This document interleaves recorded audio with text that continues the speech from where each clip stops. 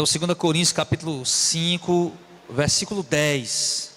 Porque todos devemos comparecer ante o tribunal de Cristo, para que cada um receba segundo o que tiver feito por meio do corpo, ou bem ou mal. Nós temos uma ideia, ou sabemos com certeza, que um dia haverá um julgamento, e quanto a isso a gente não tem dúvida. E nós estamos constantemente dizendo para as pessoas que não são convertidas, que elas vão estar diante de Deus nesse julgamento. As mensagens dos cultos campais nas praças, nas cruzadas, nos evangelismos, giram em torno disso. Anunciar ao pecador que se arrependa, porque um dia ele vai estar diante do trono do julgamento. Inclusive nós mandamos fazer, acho que umas 70 camisas agora, que os irmãos pediram, foram umas 70 camisas mais ou menos, novas, né? As camisas novas, com o escudo do ministério, uma frase atrás. E a frase que Deus me deu para colocar lá foi exatamente isso: mesmo que você não creia, você vai ser julgado por Deus, portanto se arrependa.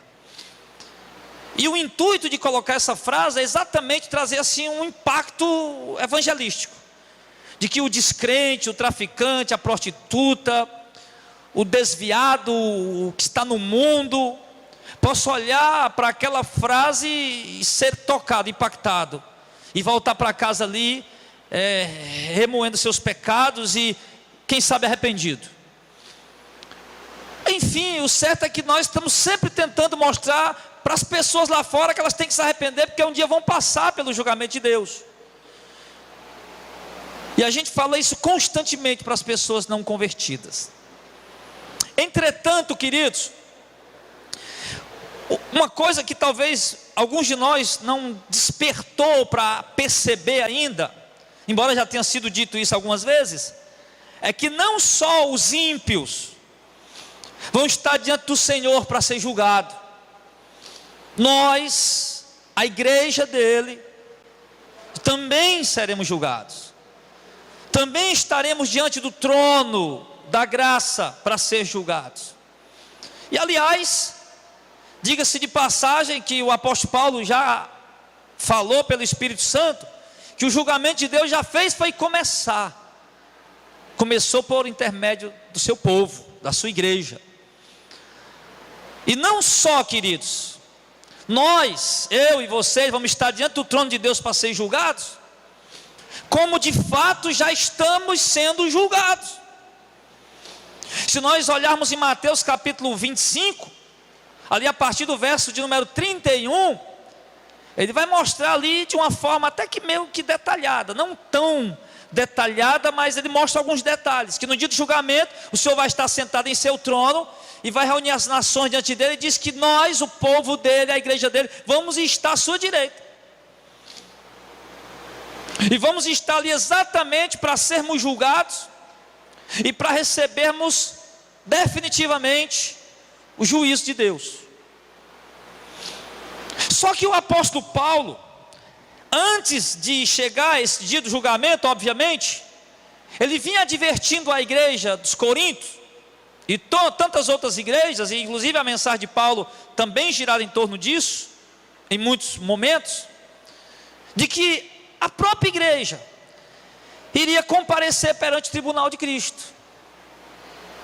E ele diz que nós vamos comparecer perante o tribunal de Cristo para que cada um preste contas daquilo que fez, daquilo que praticou, daquilo que realizou, talvez das obras realizadas e talvez até das obras omitidas, talvez daquilo que se fez, aliás, com certeza daquilo que se fez, e muito provavelmente também daquilo que deixou de fazer. Porque quando eu me lembro da parábola dos talentos, eu me lembro de um Deus entregando talentos para os seus servos, não para o mundo, mas para nós. E ele deixando claro de que um dia ele voltará para que possamos prestar contas daquilo que ele nos deu, daquilo que ele nos entregou. E ele diz que quando ele voltar para prestar contas daquilo que ele nos deu, daquilo que ele nos entregou, A uns ele vai chamar de servo fiel, de servo prudente, de servo trabalhador, de servo dedicado, que soube usar, que dedicou-se com aquilo que Deus lhe entregou, com aquilo que Deus lhe deu, para promover o reino, para alcançar vidas, para glorificar a Deus. Entretanto, na palavra dos talentos também aparece crentes ali que esconderam seus talentos, que receberam de Deus algo para fazer, mas que não fizeram. Receberam de Deus ordenanças, deveres, obrigações, e que não realizaram, foram omissos, foram negligentes. E aí esse ele chama de servo imprudente.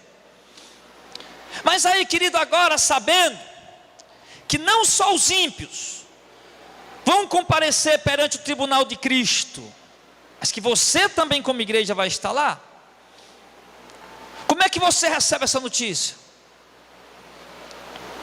Porque todos nós sabemos, que a palavra de Deus diz para nós, que a igreja,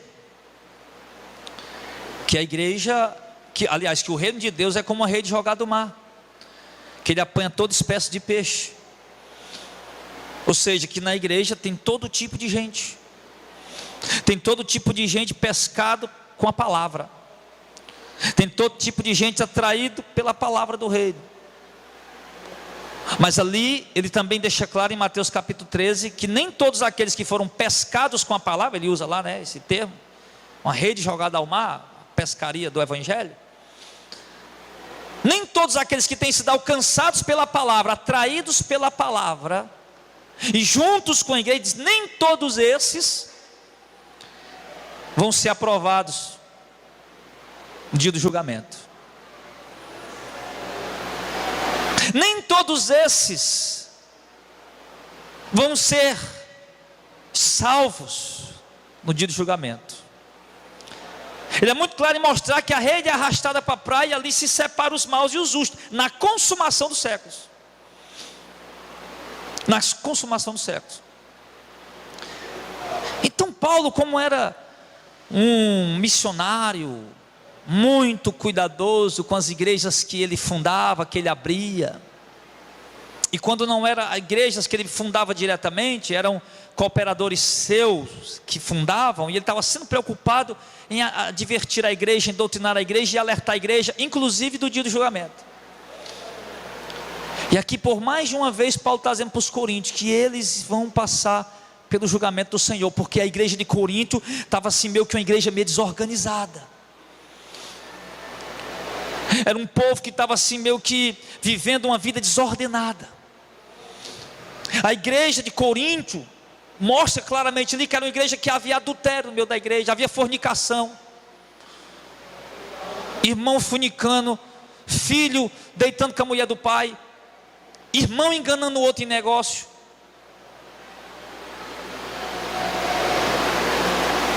Ele mostra uma igreja que estava passando crises morais, crise de ética, crises de conduta.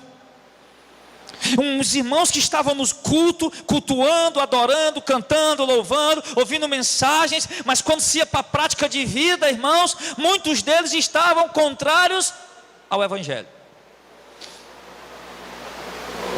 Muitos deles estavam andando contrário, até mesmo no culto de ceia, que segundo alguns historiadores acontecia todo domingo.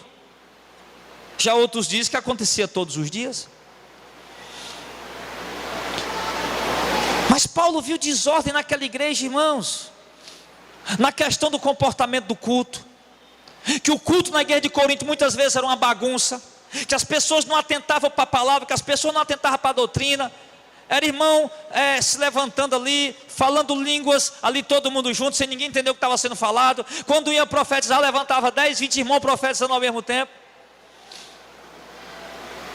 Era um povo que quando ia realizar a ceia do Senhor, enquanto estava havendo aqui um momento de cerimônia, os outros estavam lá comendo, enchendo a barriga e tomando o vinho da ceia, ponto até de se embriagar. Aí você olha, irmão, assim, e vê a igreja de Corinto, uma igreja assim meio que parece que rebelde, insubmissa, Porque afinal de contas, o que o pastor da igreja de Corinto podia fazer? Expulsar os irmãos da igreja? Não. Porque tem coisas, tem situação que às vezes a liderança não pode fazer muita coisa. Então Paulo dirigia a sua palavra a uma igreja que estava andando em desordem, que não só lá fora, mas até mesmo no ambiente do culto, na sua vida, no trato de uns para com os outros. E aí no meio de toda essa bagunça, no meio de toda essa confusão, depois da primeira carta que ele exortou, aquele já está na segunda carta, e ele já está falando para os irmãos do julgamento que vai vir. E aí eu faço uma pergunta para nós aqui essa noite, irmão.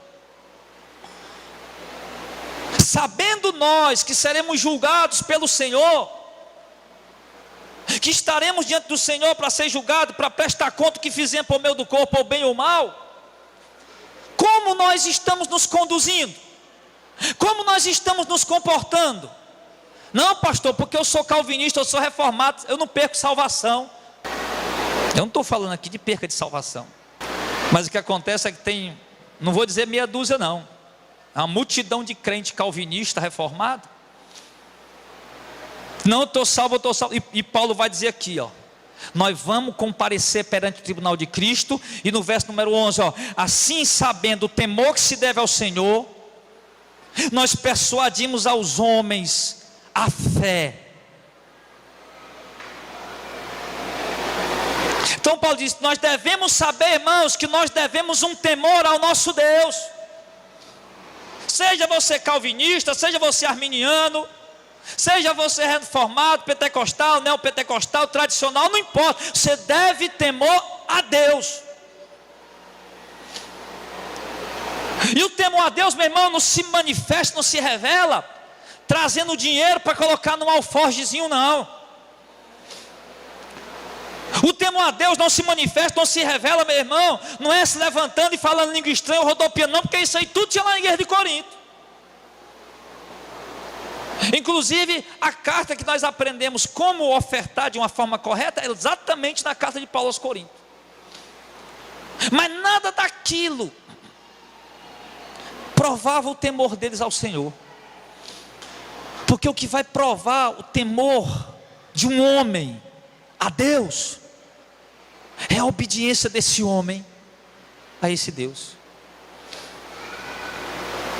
Não só no ambiente de culto, mas lá fora. E não só lá fora, mas também no ambiente de culto. Não só no trato com os ímpios, mas também no trato com os irmãos. Não só no trato com os irmãos, mas também no trato com os ímpios.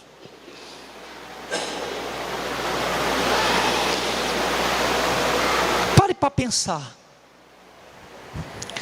Você tenta colocar terror no ímpio, rapaz, tu vai estar diante do trono de Deus para ser julgado. Você espera que ele fique ali tremendo, batendo nas pernas. Mas eu te digo essa noite, diante da palavra de Deus, você crente, você crente reformado, você crente pentecostal, você crente neopentecostal, você crente evangélico, protestante, você vai estar diante do tribunal de Deus para ser julgado. Você deve temor a Deus. Você deve temor ao Senhor.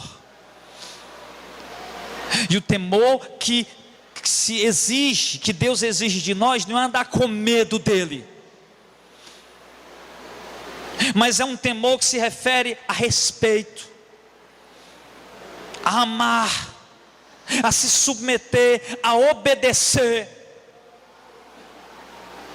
a fazer renúncias por amor a este Deus, por obediência a esse Deus, por temor a este Deus. É andarmos como homens e mulheres, homens verdadeiramente e mulheres verdadeiramente de Deus. Isso o temor que ele diz que se deve ao Senhor. Quer dizer que agora você virou calvinista e perdeu o temor a Deus? Agora porque você é predestinado, está salvo, salvação não se perde, você perdeu o temor a Deus? Agora porque você já tem uma carteirinha de um ministério, ou exerce algum trabalho dentro de algum ministério, agora perdeu o temor a Deus? Agora porque você não está passando nenhum problema, nenhuma dificuldade, perdeu o temor a Deus? Paulo diz, irmão, que o temor a Deus, ensina aqui que o temor a Deus deve ser constante, deve ser contínuo, deve ser em todas as circunstâncias, em todos os momentos, em tudo que fazemos e até no que deixamos de fazer, em tudo que pensamos, no que falamos, no que realizamos. O temor do Senhor deve estar presente nos nossos corações, até no nosso relacionamento para com nossos irmãos, para com a esposa dos nossos irmãos, para com o marido dos vossos irmãos,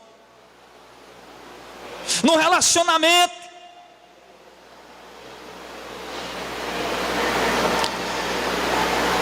O temor do Senhor deve estar presente em nossas vidas, se manifestar nas situações, nas circunstâncias do nosso dia a dia, ao ponto de repente a gente ter pensado em fazer alguma coisa errada e depois dizer, rapaz, eu vou fazer isso aqui não, por causa do meu temor a Deus. Ao ponto de ter planejado fazer alguma coisa errada e de repente vir no seu coração aquele temor a Deus e você renunciar e abrir mão por o temor a Deus. E isso por quê? Porque se deve temor a Ele. Um jovem chamado David Bryan, ele dizia que o maior pecado da própria igreja era não dar a Deus a devida glória que lhe é merecida. Não tributamos, não devotamos a Deus a devida glória que lhe merece. A glória como lhe é devida, a honra como lhe é devida. Nós nos tornamos desleixados, nós nos tornamos negligentes, nós nos tornamos mundanos demais, carnais demais, porque estamos tão confiantes que salvação não se perde. Essa é a verdade. Uma mensagem tão gloriosa, que é a mensagem da eleição, da predestinação, que garante a nossa salvação e que deveria trazer alívio no nosso coração. Meu Deus, obrigado por ter me salvado, porque se fosse depender de mim eu não ia conseguir. Ao invés de trazer alívio, tem gerado irresponsabilidade no coração de alguns. Não é assim? Uma mensagem que deveria tirar o fardo em cima de mim. Poxa vida, meu Deus, eu pensei que a salvação dependia de mim, ainda bem que eu estou vendo que não depende. Meu Deus, muito obrigado por o Senhor ter me salvado. Uma mensagem que era para trazer gratidão, tem nos tornado ingratos para com Deus. A mensagem da eleição, da predestinação, que era para nos tornar mais gratos a Deus, tem nos tornado mais ingratos. Que era para nos tornar mais dedicados à obra, tem nos esfriado. Então, ou eu estou pregando a mensagem do jeito errado, ou vocês estão entendendo ela do jeito errado. Porque não se prega a mensagem de eleição, de predestinação, de salvação, que não se perde, meu irmão, para deixar a igreja negligente, não, meu irmão. Não se prega a liberdade que temos em Cristo, para agora os irmãos terem a liberdade de ir para os bares encher a cara, ou ir para os forró da vida dançar lá, nos parques do roqueiro do mundo.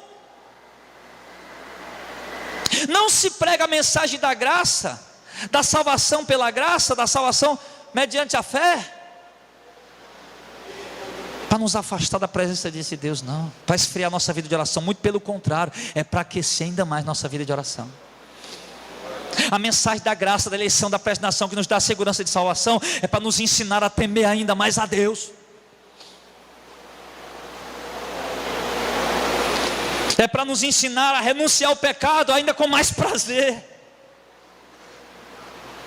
sabendo que não somos dignos nem merecedores de nada diante dele. Contudo, ele foi tão misericordioso que nos deu todas as coisas gratuitamente. O que a mensagem da graça tem produzido na tua vida? O que a mensagem da eleição, da predestinação tem produzido entre você? Pastor, antes de eu conhecer a mensagem da graça, eu orava muito, agora eu não oro mais. Pastor, antes de eu conhecer a mensagem da predestinação, eu lia muito a Bíblia, mas agora eu não leio mais. Pastor, antes de eu conhecer a mensagem da eleição, da predestinação, pastor, antes de eu conhecer essa doutrina da graça, pastor, eu era muito assíduo, muito fervoroso na fé, agora eu não sou mais. Então você entendeu a mensagem errada. Por quê? Porque o primeiro homem a falar de eleição e predestinação não foi João Calvino, foi Paulo de Tarso. Aproximadamente ali uns 1500, 1600, 1500 anos de Calvino. 1500 anos de Calvino, Paulo já estava falando sobre a mensagem da graça, sobre a eleição, sobre a predestinação, dando a segurança da salvação. Contudo, foi o homem que mais sofreu pelo Evangelho. Poderia ter sido mais negligente, Rubem. Poderia ter sido mais irresponsável. Poderia ter esfriado na oração, mas era o homem que mais orava. Poderia ter esfriado nos estudos bíblicos da lei, da Torá, do Tanakh, mas era o homem que mais lia e estudava. Ele disse: Timóteo, quando tu vier, Timóteo, traz a capa, traz os livros, traz os pergaminhos. Por quê, Paulo? Ele não diz lá, mas obviamente porque eu quero ler, eu quero estudar.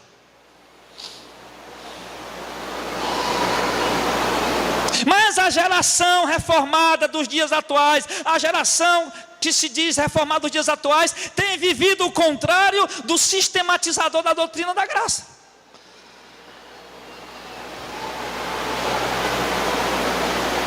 Por que será? Repito, ou nós estamos pregando errado, ou vocês estão entendendo errado.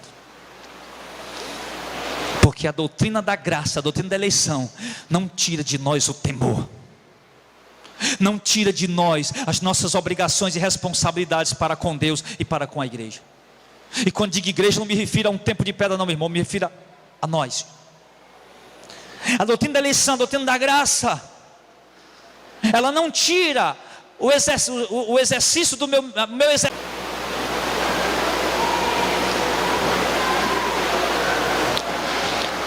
Pense aí, pense, enquanto eu bebo água.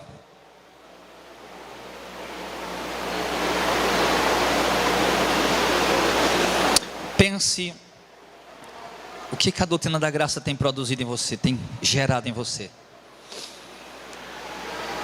Tem tornado você um crente mundano, carnal, promíscuo, depravado, descompromissado. Meu irmão, pode ter certeza, você está entendendo a palavra completamente equivocada.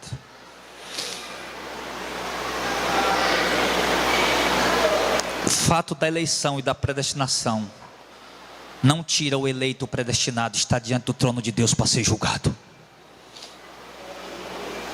Você é predestinado? Sou. Você é eleito? Sou. Você sou. Vai estar diante do trono de Deus para ser julgado. Vai prestar conta pelo que anda fazendo. Aí, poxa vida, Paulo diz, o que acontece com o crente?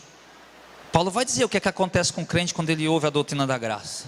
Paulo vai dizer o que acontece com o crente quando ele tem a segurança da salvação. Paulo vai dizer o que acontece com o crente quando ele começa a conhecer a verdade. Quando ele conhece a verdade, Paulo vai mostrar o que acontece com o crente quando ele é selado com o Espírito Santo. O que Paulo mostra aqui no verso número 17? Assim que se alguém está em Cristo, é nova criatura. As coisas velhas já passaram, eis que tudo se fez novo. O que Paulo está dizendo? Se você está em Cristo de fato, se você é um eleito de fato, se você é um predestinado de fato, se você de fato está salvo e não vai perder a salvação, então necessariamente você é nascer de novo. Você deve ter nascido de novo. Você deve ser regenerado. Regenerar, gerar novamente, gerar de novo, ou seja, nascer de novo. Nascer não pelo ato sexual do homem com a mulher, mas nascer pelo Espírito de Deus. Uma nova criatura, uma mudança, uma transformação, um arrependimento, a mudança, a transformação na mente humana. A mente fala de alma, a mente fala de coração, de alma, do homem subjetivo, o homem interior. Há uma mudança, há uma transformação, há um arrependimento. Paulo está dizendo aqui, há um novo nascimento, porque o Espírito de Deus é derramado lá no nosso espírito e habita lá, e ali ele ressuscita, o nosso espírito está morto.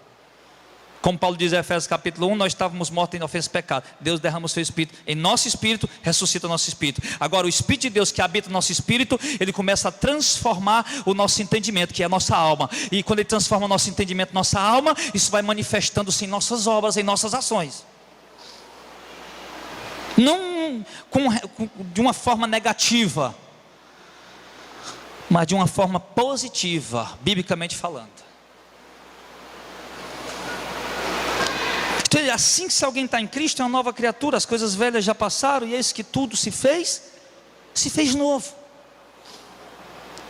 Isso deve ter acontecido com você já. Isso deve ter acontecido já com você. Você já deve ser uma nova criatura.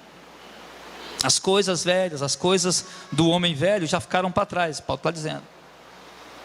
Em outras palavras, Paulo está dizendo, não tem como estar em Cristo e continuar sendo a mesma velha criatura. Não tem como estar em Cristo e continuar vivendo as velhas práticas do passado. É obrigatório, é necessário, é natural que o homem cuja graça de Deus o alcançou, cujo Espírito foi derramado na vida dele, se ele de fato está em Cristo, é natural que ele seja uma criatura nova.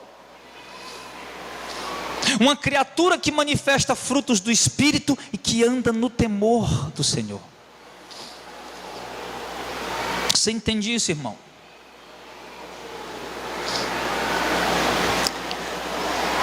Então Paulo está falando aqui, 3 coisas que nós colocamos aqui. Todos vamos comparecer perante o tribunal de Cristo.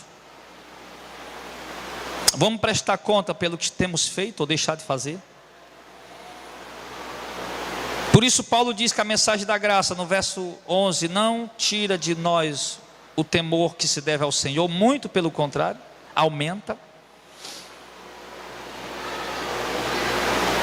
E Paulo vai dizer em seguida que se alguém está em Cristo, deve ser uma nova criatura, deve nascer de novo. E aí ele vai explicar no verso de número 18, que essa transformação, essa mudança, esse novo nascimento, ele diz, tudo isso provém de Deus. Ou seja, o temor que temos a Deus provém do próprio Deus.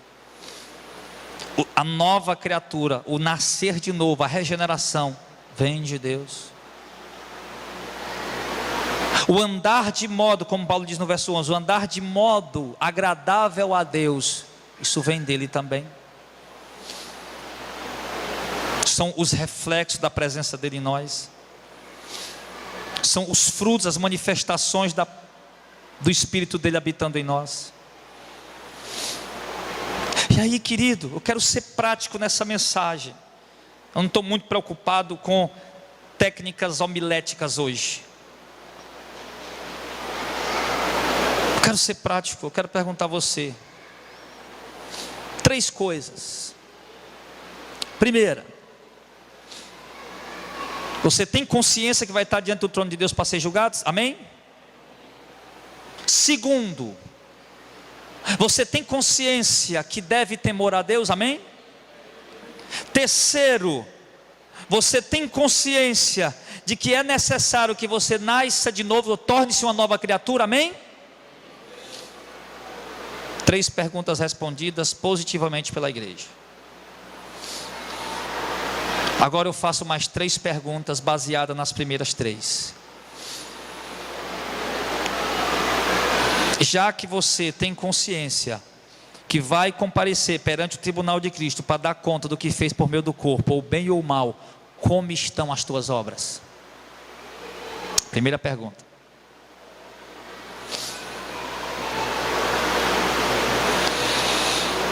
Como estão as tuas obras no Evangelho? Como está a sua dedicação ministerial, eclesiástica, naquilo que Deus tem te chamado para fazer? Como está? Obreiros, ovelhas, pastores. Como está o seu exercício eclesiástico, ministerial, o seu trabalho dentro da obra do Senhor? Segundo,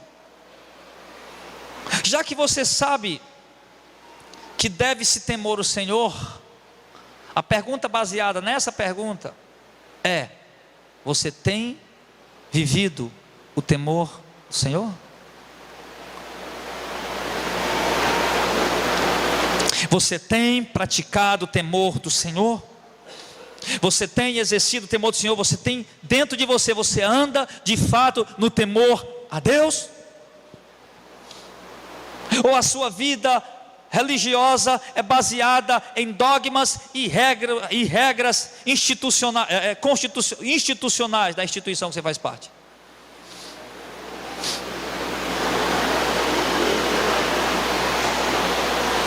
Os testemunhos de Jeová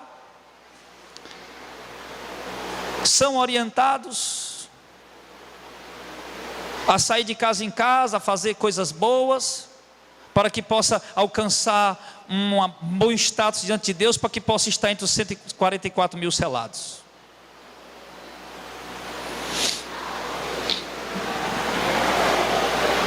Os mormons são incansáveis em trabalhar, em visitar casas, lares, famílias, hospitais, trabalhando para ver se conseguem alcançar a estatura de deuses, para depois irem morar em outro planeta e habitar um planeta. Morrer, ressuscitar com a sua esposa, chamar a sua esposa no primeiro dia da ressurreição e ser enviados pelo Deus Elohim, que fez sexo com Maria para nascer Jesus, de acordo com eles, que mora lá no céu, e a esposa de Deus, que é a deusa, vive grávida continuamente, gerando filhos espirituais, para depois esses filhos espirituais nascerem carne na terra. Mas e nós? E você? Você sabe o temor que se deve ao Senhor? E você sabe que esse temor não é para você alcançar a salvação, não é para você conquistar a salvação, não é para você ganhar a salvação, porque ela já foi dada de graça. E você sabe que esse temor, que essa obediência, que essa submissão, essa renúncia, não é para você alcançar a estatura de um Deus, não é para você ir povoar outro planeta, que não existe nada disso, é loucura do Joseph Smith. Eu nunca vi um cabra tão mentiroso nem aquele camarada. Cabra mais mentiroso que já andou nessa terra. Até o cão, que é o pai da mentira, perde para ele. Inventou tanta coisa. Você quer saber um pouco lá? Vou botar a mensagem amanhã dos mormons lá. Mormon, Testemunho de Jeová já está lá. É tanto absurdo lá no meu canal, Pastor Ardel Fernandes Oficial. Mas o temor que nós devemos a Deus não é para a gente povoar outro planeta. Não é para atingirmos a estatura de um Deus, que nunca nós vamos nos tornar Deus. Nunca nós vamos ser enviados para outro planeta para povoar o planeta. O temor, sabemos que o temor que nos deve a Deus não é para ganhar salvação, mas é assim tão somente como um reflexo da presença dele em nós. É tão somente pelo selo da promessa que está em nossas vidas.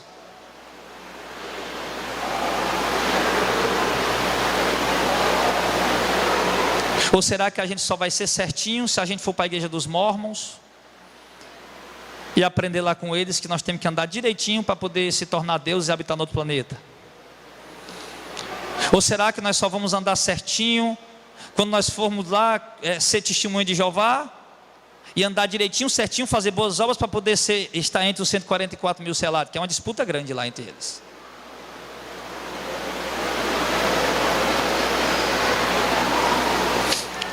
Você tem vivido o temor do Senhor? A terceira pergunta e última aqui, que eu faço baseado nesses 3 pontos é: você é uma nova criatura?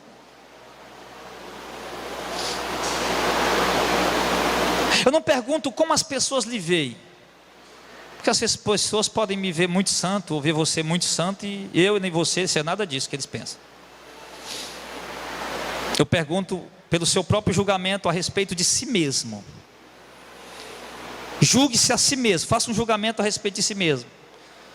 Você nasceu de novo? Você é uma nova criatura? Não é porque Paulo disse no verso de número 18 que tudo isso provém de Deus, que nos reconciliou consigo mesmo por meio de Jesus Cristo e nos deu o ministério da reconciliação? Não é porque essas coisas vêm de Deus, nós temos que ficar parados esperando. Não, eu sei que eu estou errado, mas estou esperando Deus chegar aqui para me consertar. Não. Eu sei que tudo isso vem de Deus, mas eu não vou ficar esperando. Não é para me ficar esperando Deus descer lá do céu e me dizer o que é que eu tenho que fazer.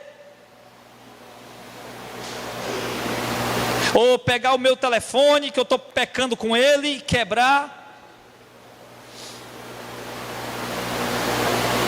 Ou me tirar das situações pecaminosas que eu acabei me envolvendo. Eu não tenho que esperar Deus descer lá do céu para fazer isso. Embora tudo já foi feito por Ele. Eu tenho que agir.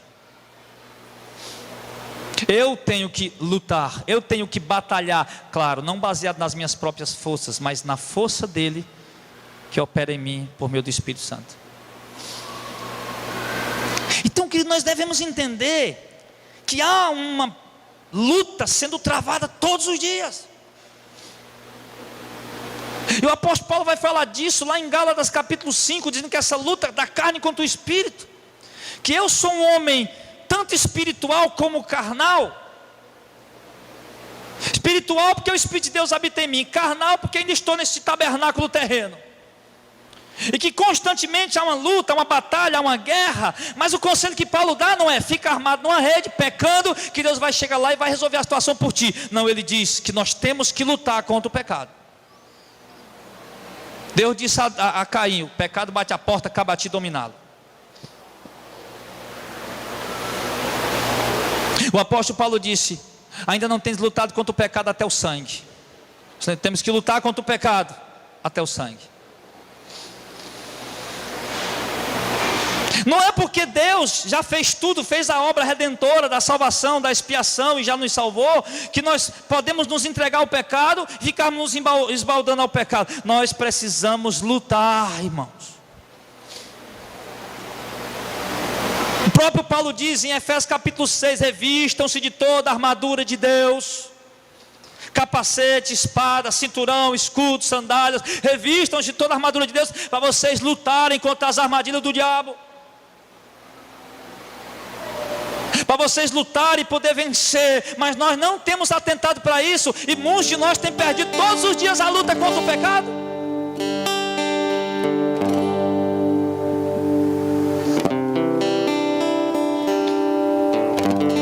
E nós precisamos fazer algo. Nós precisamos assumir a nossa posição em Cristo e viver como Paulo disse, do modo digno da vocação a qual fomos chamados. Viver de modo que sejamos o reflexo de Deus como que por um espelho, através das nossas obras, nossa vida. Quantos de nós aqui, irmãos, está aqui essa noite talvez, me perdoe, eu não estou aqui apontando ninguém, estou apenas ministrando a mensagem que Deus me deu. Quantos de nós talvez não está aqui hoje, meu irmão, totalmente vazios de Deus? Quantos de nós talvez esteja aqui hoje, que está com uma semana, um mês ou meses, que não dobra o joelho para orar, um instante sequer? Quantos de nós está aqui essa noite e que perdeu todo o prazer, toda a alegria, todo o gozo nas coisas espirituais? Quantos de nós não deve estar aqui essa noite que está vivendo numa prática de pecado, sabe, entrelaçado no pecado completamente? Quantos de nós estamos aqui essa noite, meu irmão, que tantos já choramos nos pés do Senhor, orando, adorando? Quantos de nós talvez não esteja aqui essa noite, que quantas vezes o momento mais precioso do nosso dia era abrir a Bíblia e ler e se alimentar da palavra de Deus? Quantos de nós estamos aqui essa noite, que algum tempo atrás o momento mais precioso do nosso dia era quando nós estávamos lá sós, trancados em algum lugar, orando a Deus, falando com Deus, felizes por estar ali falando com Ele? Mas que hoje não estamos mais. Quantos de nós estão aqui essa noite sentindo um oco, vazio aqui dentro, a frieza, frieza espiritual, a tristeza do Espírito Santo. Paulo diz: não entristeçais o Espírito Santo. Quantos de nós está aqui hoje, meu irmão, o Espírito Santo tão triste dentro de você, que perdeu o gosto para tudo que está relacionado a Deus e criou gosto para tudo que está relacionado ao mundo. Mas que a palavra ministrada essa noite, ela possa despertar em você essa consciência. Que a palavra ministrada essa noite, ela possa despertar em você de novo esse temor a Deus, esse temor com alegria, esse temor com gozo, com prazer, com satisfação. Que a palavra essa noite possa despertar dentro de nós, dentro de mim, dentro de vocês, cada um, a consciência de que estaremos diante do tribunal de Cristo. Uma consciência, porém, sem medo, mas sabendo que estar diante do tribunal de Cristo resultará em nós galardão, resultará, estar diante do tribunal de Cristo resultará para nós glória eterna, mansões eternas, ruas de ouro, corpo glorificado. Nós precisamos despertar essa consciência de que o ser uma nova criatura não é para nos tornar consumistas de Deus, um ser que consome tudo que é no nome de Deus. Uma revista, toma, paga, pega, me dá. É CD, é DVD, toma, compra, me dá. Consumidores de Deus, mas vazios do mesmo.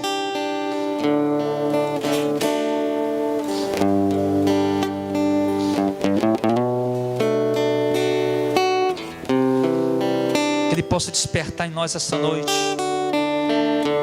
a consciência de que nós somos uma nova criatura e devemos andar como tal. Que de acordo com o próprio Paulo, a própria igreja de Corinto, que nosso corpo não pertence a nós, mas pertence a Deus.